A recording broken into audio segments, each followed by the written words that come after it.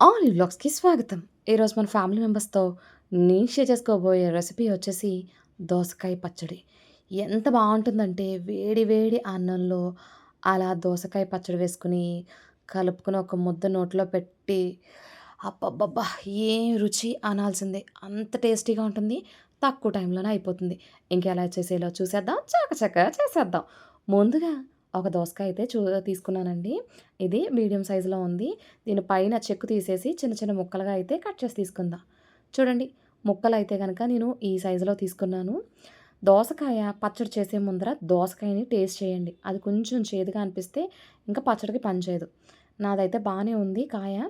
So, ఇప్పుడు ముక్కలు cut చేసుకున్నాను కదా! పక్కన పెట్టేసుకున్నా. ఇప్పుడు చిన్న నిమ్మకాయ సైజ్ అంతా చింతపండు తీసుకొని, దాంట్లో కొద్దిగా వాటర్ పోయండి. జస్ట్ నానేంత వాటర్ ఉంటే చాలు. ఎక్కువ వాటర్ ఏమీ అవసరం లేదు. జస్ట్ నానితే సరిపోతుంది.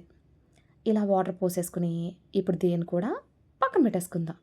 ఇప్పుడు స్టవ్ వెలిగించుకొని, పాన్ పెట్టుకొని, అందులోని 2 స్పూన్ల ఆయిల్ అయితే వేసుకుందాం. వేసుకొని, అందులో ఒక స్పూను జీలకర్ర వేసి, లో ఫ్లేమ్ మీద ఫ్రై చేసుకుందాం. మీలో ఎవరైనా కొత్తగా వ్యూ చేస్తుంటే లైక్ చేయండి, షేర్ చేయండి, సబ్స్క్రైబ్ చేసుకోండి. పక్కనే ఉన్న బెల్ ఐకాన్ నొక్కండి. ఇప్పుడు అందులోనే ఒక కప్పు టమాటా ముక్కలు, రుచికి సరిపడగా పచ్చిమిరపకాయలు ఇలా అయితే కట్ చేసి వేసుకుంటున్నాను. నేను ఒక 10 పచ్చిమిరపకాయలు అయితే తీసుకున్నానండి. మీరు కారం ఎక్కువ తినే పళమైతే ఇంకొంచెం వేసుకోవచ్చు. అందులోనే ఒక పావు స్పూను పసుపు వేసి ఒకసారి మిక్స్ చేసుకుందాం. మిక్స్ చేసుకున్న తర్వాత మూత పెట్టేసి ఒక 5 నిమిషాలు మగ్గనిద్దాం. 5 నిమిషాలు మగ్గితే సరిపోతుంది. 5 నిమిషాల తర్వాత మూత ఓపెన్ చేసి చూస్తే చూడండి, టమాటాలు స్మూత్‌గా అయితే అయిపోయినాయి కదా! పచ్చిమిరపకాయలు కూడా చక్కగా వేగిపోయినాయి.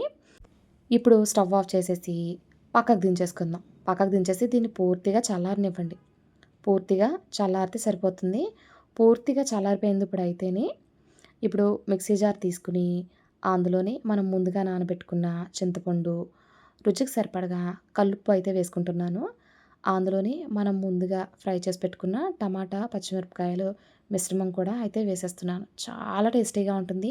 తక్కువ టైంలో అయిపోతుంది. చాలా చాలా బావుంటుంది. ఏదైనా కొత్తగా చేసుకోవాలి అనుకుంటే ఇది ట్రై చేయండి. దీన్ని మనం రోట్లో కూడా చేసుకోవచ్చు. బట్ రోటి కంటే మిక్సీలో ఇంకా త్వరగా అయిపోతుందని చెప్పేసి ఇలా చేస్తున్నాను. మిక్సీ పట్టిన తర్వాత చూస్తే చూడండి ఇలా ఉంది. కచ్చా పచ్చాగా దంచుకుంటే సరిపోతుంది.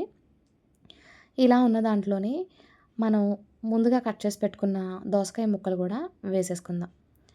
వేసేసుకొని అందులోని ఒక గుప్పెడు కొత్తిమీరని కూడా వేసేసుకొని కచ్చా పచ్చాగా అయితే మిక్సీ పట్టేద్దాం. జస్ట్ ఒక తిప్పి తిప్పి తీసుకొచ్చేయండి అంతే. చాలా ఈజీగా అయిపోతుంది. చూడండి మిక్సీ పట్టిన తర్వాత ఇలా ఉంది. మధ్య మధ్యలో మనకి దోసకాయ ముక్క తగులుతూ ఉంటుంది తింటున్నప్పుడు. అలా మిక్సీ పట్టుకోండి.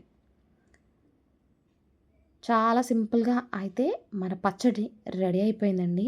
ఇప్పుడు దీన్ని మనం ఒక బౌల్‌లోకి అయితే ట్రాన్స్‌ఫర్ చేసేసుకుందాం. చూడండి నేను చూపిస్తున్నట్టే చేయండి. చాలా టేస్టీగా ఉంటుంది. తక్కువ టైంలోనే అయిపోతుంది. ఇలా మొత్తం అంతా వేసేసిన తర్వాత మనం ఒక చిన్ని తాలింపు అయితే వేసుకుందాం. మరింత రుచిగా ఉంటుంది పచ్చడైతే. ఇప్పుడు దీన్ని పక్కన పెట్టేసుకుందాం. ఇప్పుడు స్టవ్ వెలిగించి అదే పాన్ పెట్టుకుంటున్నాను. ఇప్పుడు అందులోని ఒక అర స్పూను నూనె వేసుకుంటున్నాను. నూనె వేసిన తర్వాత ఒక స్పూను మినపప్పు వేసుకొని లో ఫ్లేమ్ మీద ఒక 2 నిమిషాలు ఫ్రై అవనిద్దాం. అది బాగా ఫ్రై అయిన తర్వాత అందులోనే ఒక అర స్పూను ఆవాలు, అర స్పూన్ జీలకర్ర వేసేసి ఒక నిమిషం అయితే ఫ్రై అవనిద్దాం. ఈలోపే మనం 2 ఎండుమిరపకాయలని చిన్నగా కట్ చేసుకొని అయితే వేసుకుంటున్నాను. అందులోనే కొద్దిగా కరివేపాకు వేసేసి వీటిని బాగా వేగనివ్వండి. వేగిన తర్వాత స్టవ్ ఆఫ్ చేసేసి మనం ముందుగా సిద్ధం చేసి పెట్టుకున్న దోసకాయ పచ్చడిలో అయితే ఈ పోపును వేసేద్దాం. చాలా సింపుల్‌గా, టేస్టీగా ఉంటుంది. మళ్ళీ మళ్ళీ తినాలనిపిస్తుంది. ఇలా పోపు వేసేసిన తర్వాత మిక్స్ చేసుకొని సర్వ్ చేసుకోవడమే. 1, 2 రోజుల వరకు నిలవ ఉంటుంది. Thank you for watching.